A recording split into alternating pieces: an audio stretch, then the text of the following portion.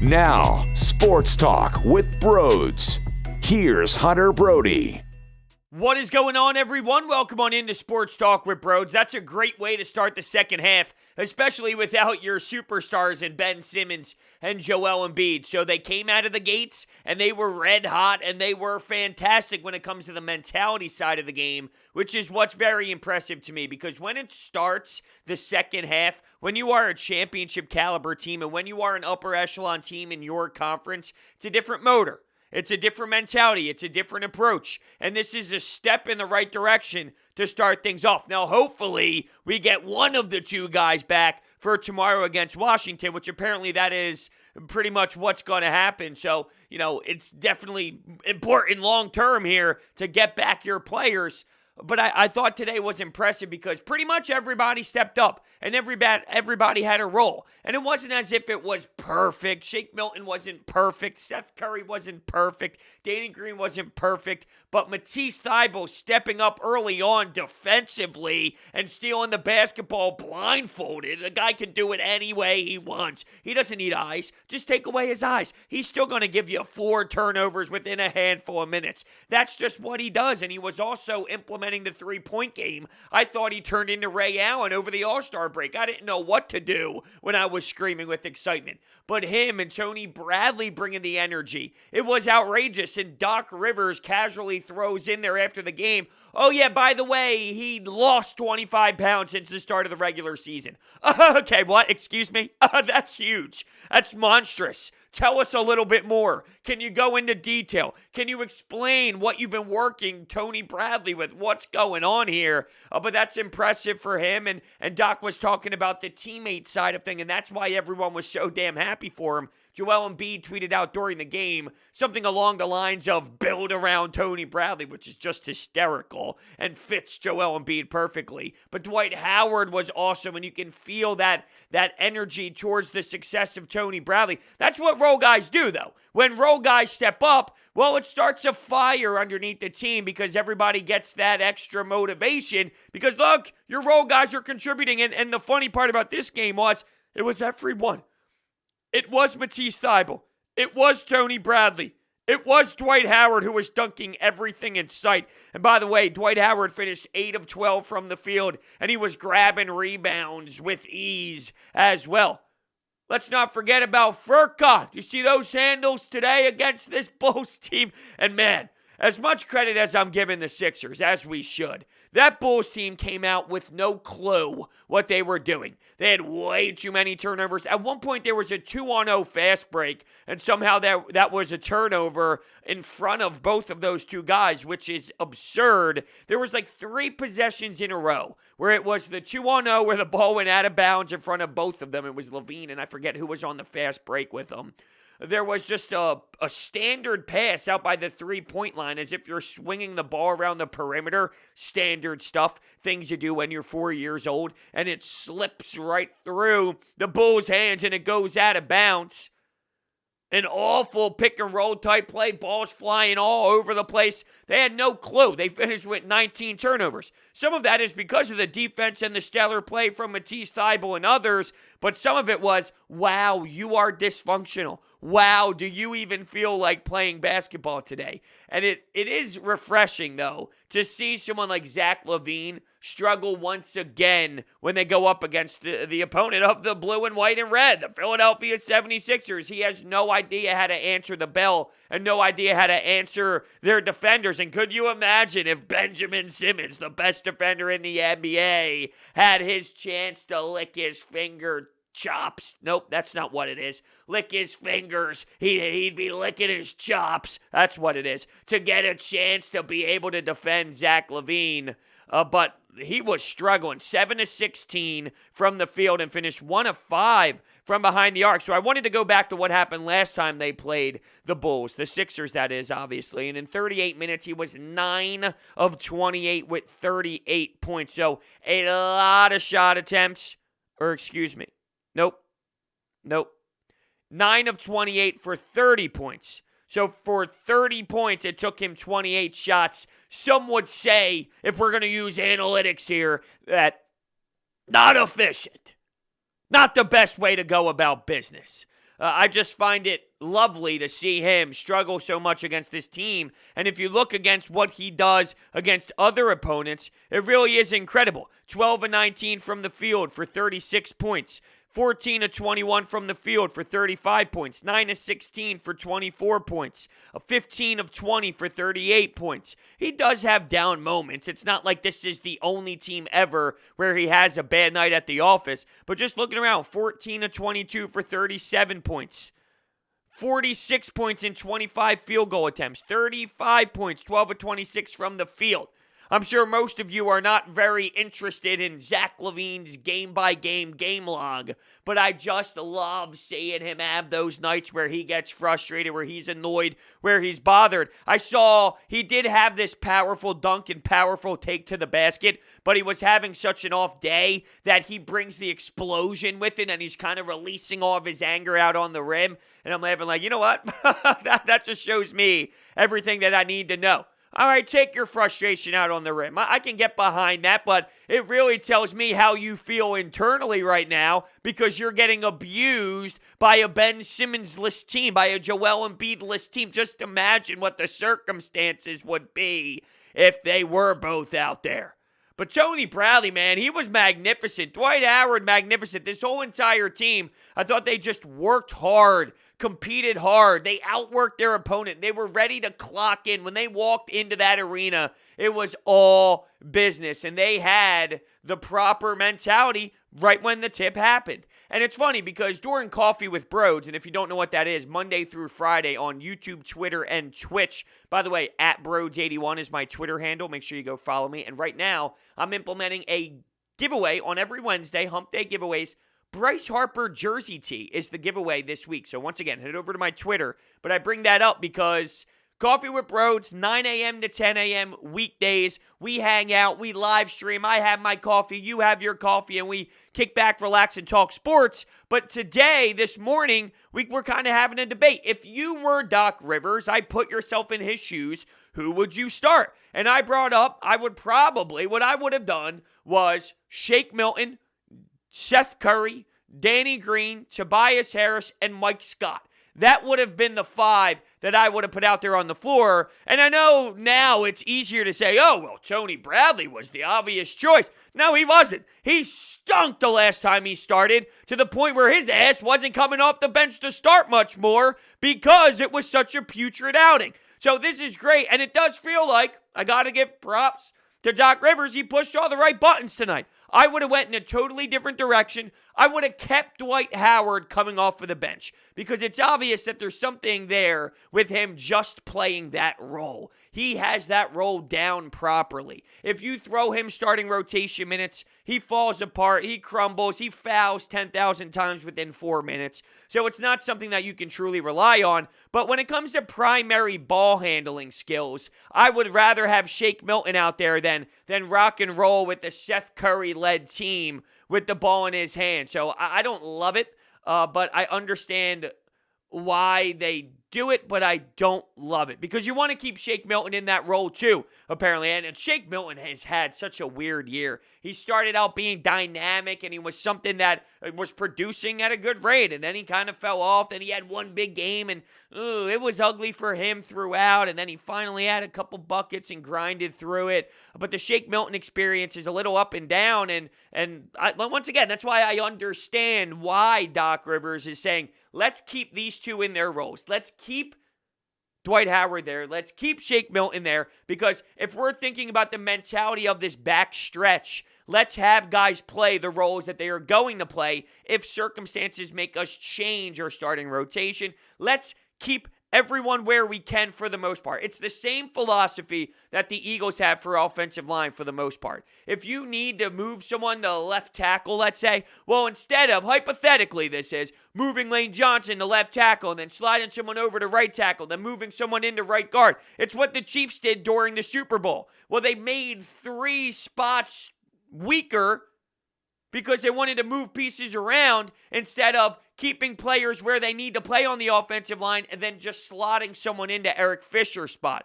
It's like with the Eagles. They don't want to move. They'd rather just keep Lane Johnson where he is, keep whoever's playing right guard where they are, and just attack the left tackle, even if it's not your best option. Maybe Lane Johnson would be a better left tackle than who you threw in there. And once again, this is all hypothetical, but the point is, keep roles where roles should be kept and then just attack the holes that you need to on certain nights. So I understand it. I probably would have went in another direction, but you have to give credit to Doc Rivers because he did push those right buttons, and I can't wait to see what ends up happening when you get Embiid back, when you get Ben Simmons back, because now the urgency is there. Now it's different, right? It's similar to in the beginning of the normal seasons, 82 games without COVID hurting the league.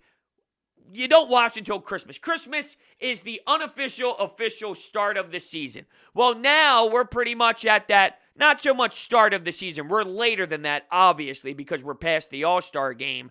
But it's now that, all right, these games mean more. These games matter more. The intensity and the focus level on these players and what they're running should be dissected more, right? So now you're starting to really analyze rotations because this is when the coaches somewhat start figuring out set rotations, set players, set guys out there. What are you going to do when you have an all-bench lineup? Is that going to continue to happen? Or is the all-bench lineup going to somewhat dwindle a bit? Doc Rivers loves it. Now, tonight we couldn't really tell if that's something that he's going to continue to utilize moving forward, but he loves it, and we know he loves it, and it's scary because while the bench looked great tonight, it doesn't mean like this is a common theme here. For the most part this season, they've been more underwhelming than they have been overwhelming, so just something to keep in the back of your mind. And I thought it was so funny. I was getting tweets throughout the game and they were being serious. This wasn't just being trolls or anything. This was serious comments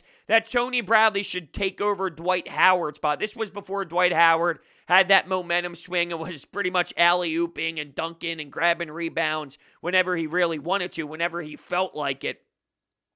That Tony Bradley should play Dwight Howard's minutes. And it's like, do you remember what was being said about Tony Bradley in his last start? Like, this is a nice outing for him. And it shows that there's a little bit of confidence in there right now. And the whole 25-pound thing, that only adds more value to all this. Honestly, when I saw those quotes and when I heard Doc Rivers mention it, it went from, wow, Tony Bradley had a nice night to, whoa, hold on a second. Now it kind of changes how I feel about it because of the determination level of his game and his start to the season and the work he's putting in and the, I'm not going to say pressure to him adding this new layer and this development to him, but it's clear that whatever he is thinking about when he attacks Camden, well, that's not even close to what I meant to say, but when he attacks the practice facility in Camden, New Jersey, and he pulls up and he locks in and he's going to work and he's listening to the coaching staff and he's working with the assistants and he's developing and he's adding, it's just, I understand what it takes for that 25-pound shred to occur, and it just really does intensify my thoughts on Tony Bradley. But it's crazy that a 4-for-4 start from the field, and he finishes with the day that he has. Now, all of a sudden, and this is what blows my mind, it's the reaction from night to night that's so intense. It's like, oh, well, all of a sudden now, Tony Bradley deserves to play Dwight Howard's playoff minutes. Can someone please explain to me how that goes through somebody's head? And, maybe it's just a loud minority that frustrates me and that makes me feel like I need to slap myself in the face or spit in my face to kind of like, that one gif of the guy with blonde hair and he shakes his head and he kind of realizes like, what? I don't even know if I'm doing it right. And if you're listening to the podcast, you can't even see my face. So I don't know how I can help you out there. But I do know how I can help you out when it comes to the best jewelry in the business. And that's Desimone Jewelers. Let me tell you a little bit about my friends over there in Haddonfield. They are amazing. I got my fiance's engagement ring there, and she almost collapsed right there on the scene. And it wasn't because she was scared to actually live with me, spend the rest of her life with me. She's going to have to share a bathroom with me, a bed with me. No. It's not because of that. It's because of the bling. It's because of the the size of the diamond. It was an incredible watch to see her in awe, but that's all because of Desimone Jewelers. I even went back for Christmas and got her a necklace, and she fell over twice. Desimone Jewelers is a family-owned business with over 40-plus years of experience, moved from Jewelers Row to Haddonfield, New Jersey. They don't use sale tactics. They show you options and educate their customers, and they treat their customers like family. Trust me. They also customize and manufacture every ring they make from start to finish. And because of that, they're able to beat out their competitors' prices. I've sent so many family members in their direction. I get the same reaction. Brodes, they kill it. They're the best. And I say, I know. And you'll know exactly what I mean when you talk to them. Tell them Brodes sent you. All of their information is down below in the description. The Sixers had 20 more shots, by the way. When it comes to their work ethic on the glass, that was extremely noticeable, which helped that out. And 19 turnovers for the Bulls. That will help you get more possessions. And when I was watching Matisse Thybulle drain threes, I need to see way more of that, obviously. I'm not someone who will overreact to one night. It just felt it was one of those NBA regular season games where it was all going right for the Sixers. And when guys normally don't perform, it's that night where they do. So Matisse is crushing it from three, and certain guys are making, like Danny Green's making corner threes. And how about that stat that Zoo threw at us when it comes to corner threes in the league this year? For as much as he gets shredded apart, which I do think gets taken to this obnoxious level, he still does it at a reasonable rate, and he's very efficient from the corner threes. It just felt, hey, Tobias goes 0 for 5, and he struggles, but he's a leader of this team, and he ends up finishing 8 of 15 from the field, so it just shows the efficiency later on after that poor start to the game. And I love that, right? Like, I barely hit on Tobias Harris yet. Here's a guy who is looked at and paid like he is a star. He might not be that full-on star. He's that fringe all-star player, obviously, as we saw this season and in many other seasons throughout his tenure in the NBA. But when it comes to Tobias Harris, the fact that he could put that behind him, you know what? That was poor. And before the game, here's Doc Rivers saying, you know what I need? I need 50 out of Tobias. Well, he started out 0 for 5. It's almost 50, right? It's just 0 for 5 instead of 50. But he turned it on, and he was a leader. It was like, yo, give me the basketball. Hey, I'll start attacking the rim. Let me get to her. Let me get to the free throw line. Let me take some free throws. If I got to earn them, I'm going to earn them. Might not be easy tonight. Might not be easy every night. This night's a little bit of a struggle, but once he got it going, once he got the ball through the hoop, it started to really become something that he was able to complete at a more efficient pace. I loved it. But I was going with the point there before I got sidetracked with Tobias. And, it just felt like one of those games. And with Matisse Thybulle drilling threes and Furkan stepping back with the shot clock expiring and passing to Dwight Howard and doing all these plays where, everyone's all Furkan Korkmaz'd up. It's like, all right, so it's one of those games, right? It's one of those games. When Furkan starts putting things on display, that's when you chalk it up more to one of those games.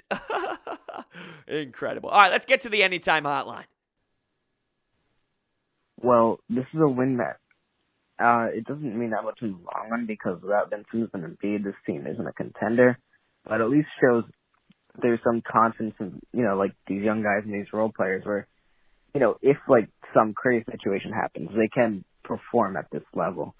It's hard to take away much from this game other than a really nice win. You got to give a lot of credit to the coaching staff and the players for like stepping up big.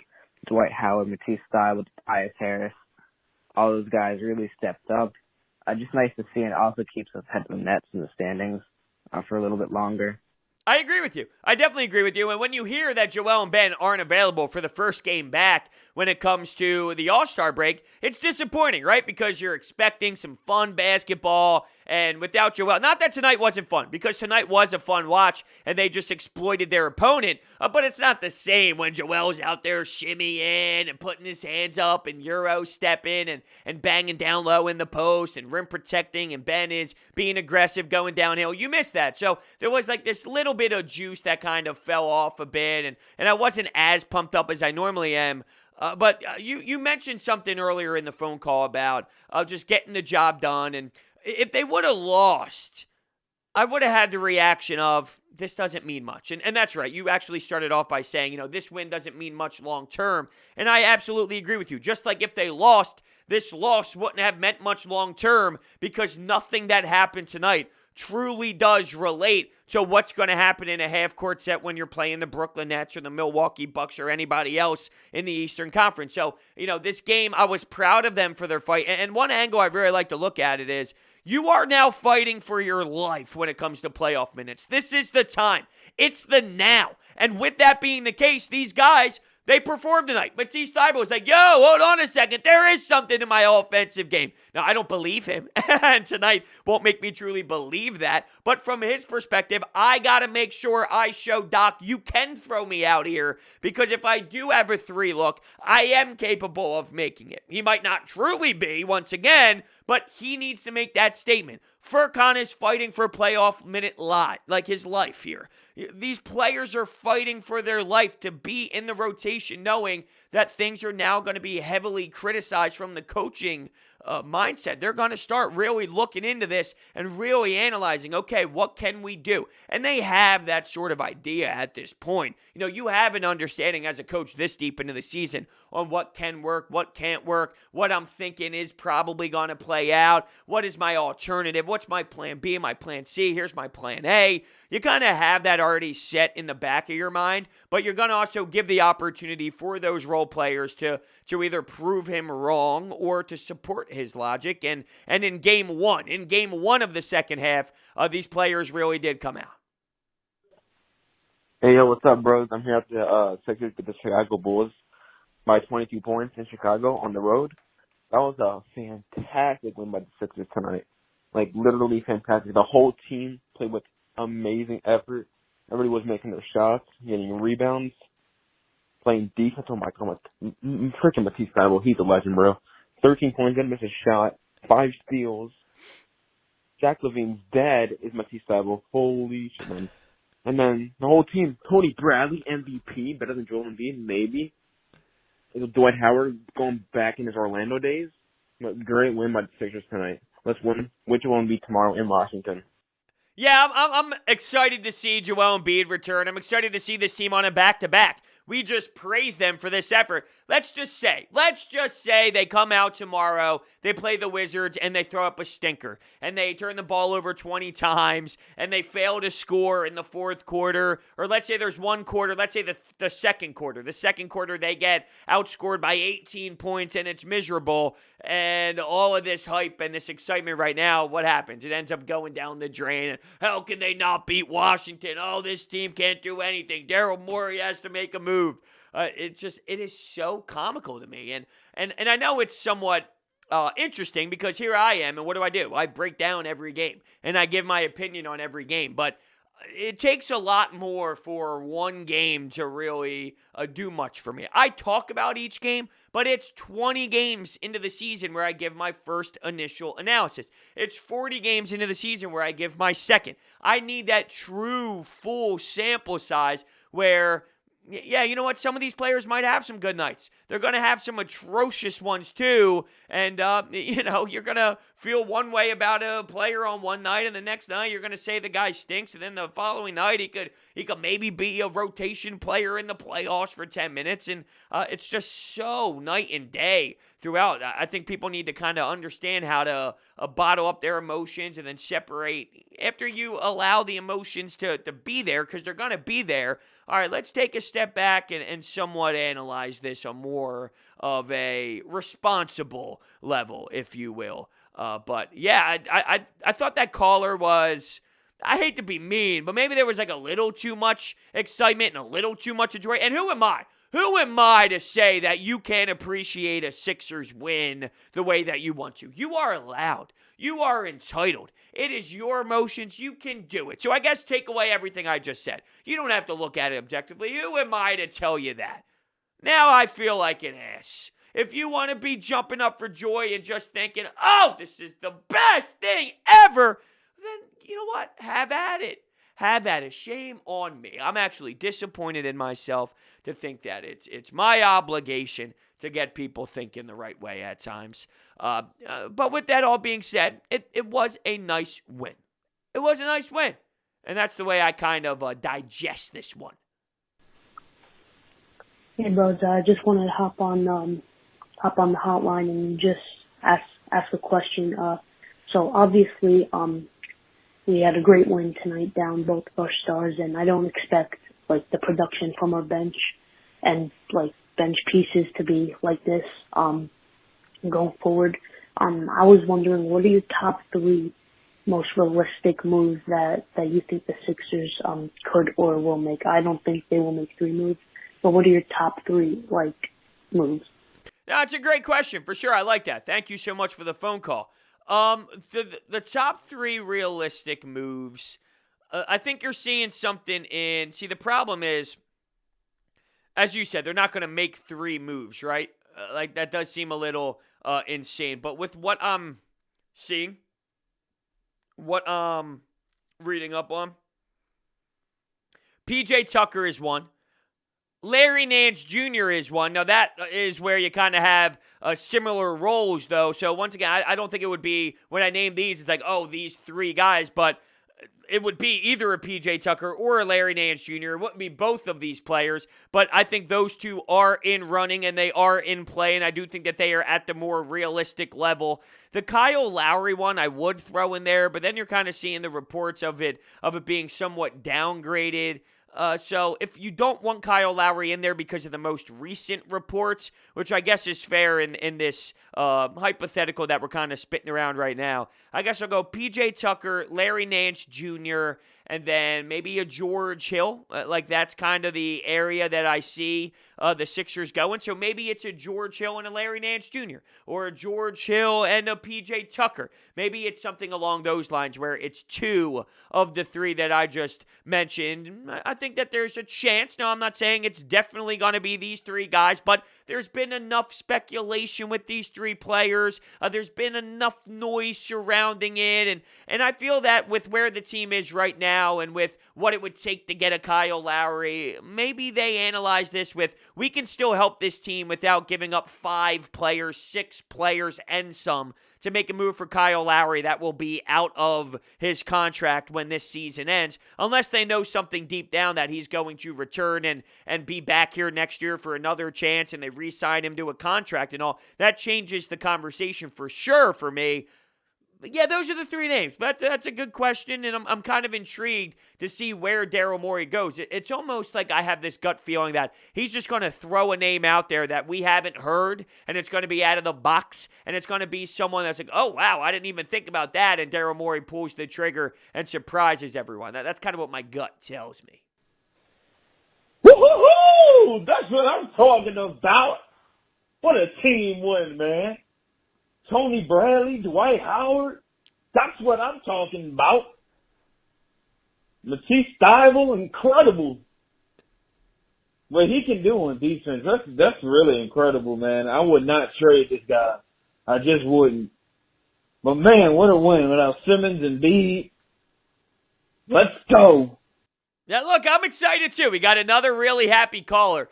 To say, though, that after a performance like this out of Matisse that he's untradeable, this is what you need to realize, and this is where the problem is. Because when Tyrese Maxey was playing well, you know what people said? He's an untouchable. I wouldn't put him in a deal for James Harden. I mean, come on. That's where we were, though. Oh, I wouldn't do it for James Harden. Dario Saric was labeled untouchable. Robert Covington was labeled untouchable. Fultz was labeled untouchable, although his story was a little bit different. There's this love and this pure tie to these role players sometimes where Matisse Thybulle should never be labeled untouchable. He is very unique, and I think that his skill set defensively is going to be game-changing in the playoffs. His offense will hurt you. The lack of spacing will crush you. The fact that Ben Simmons, Matisse Thybulle, Dwight Howard, that lineup together is one of the worst lineups we've ever seen, and their offensive woes definitely come out, and they are extremely noticeable. Hey, look here. This sucks. Hey, look here. This is bad. I mean, that's what it screams when those 3 are out there on the floor. To say that Matisse Thybulle is untouchable, I think that that's going too far. If you have to throw a Matisse Thybulle in there to get an upper echelon talent in this league, now you're discrediting what that other player is that you're getting in return. Okay, so you might have lost Tyrese Maxey with Ben Simmons and some other players to get James Harden. You're getting James Harden. So if you were to put Matisse Thybulle in a trade, let's not discredit what value you're getting back in return that can significantly help you. And I know what people think. Well, how are you going to shut down KD? Or how are you going to shut down James Harden? Or how are you going to shut down Kyrie without Matisse Thybulle?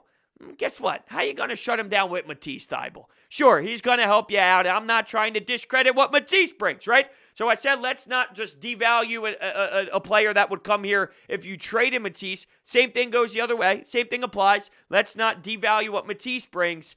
But now we got a 12-minute-a-night guy off the bench in the playoffs as untouchable. He's a hell of a defender. Hell of a defender.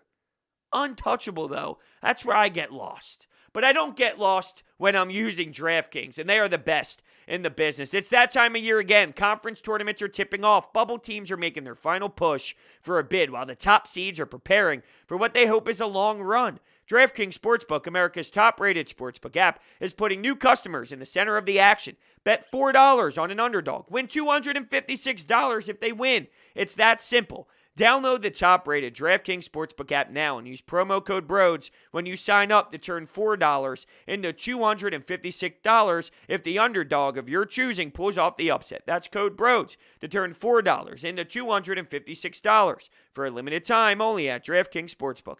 Must be 21 or older, Pennsylvania only. New customers only. Restrictions apply. In partnership with Meadows Racetrack and Casino. See DraftKings.com/sportsbook for details. Gambling problem? Call 1-800-GAMBLER. Korkmaz, 7 of 14. Wow, just explosive, huh? 1 of 6 from 3. His game, pick and roll, attacking the rim, dumping it off to Dwight Howard. When you see Furkan Korkmaz deliver the way that he did tonight, isn't it obvious you have to look at the other side and just laugh?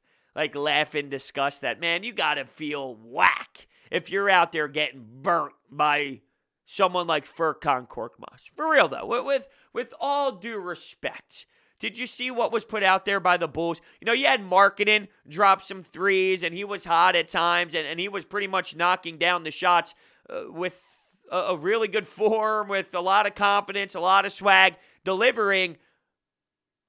That Bulls team stunk. They did not feel like playing basketball. It's like, oh, wow, the second half started? I don't know if I'm feeling this. That week off was nice. I kind of liked relaxing at home. I kind of like putting my feet up, hanging with my family, hanging with my children, seeing my wife. I like that. I like that way more than having to actually work hard on the basketball floor. I'd rather see Furkan Korkmaz shred me a million times in a row. I mean, come on. Jeez. All right, with that being said, everyone, thank you so much for listening, and I will see you next time.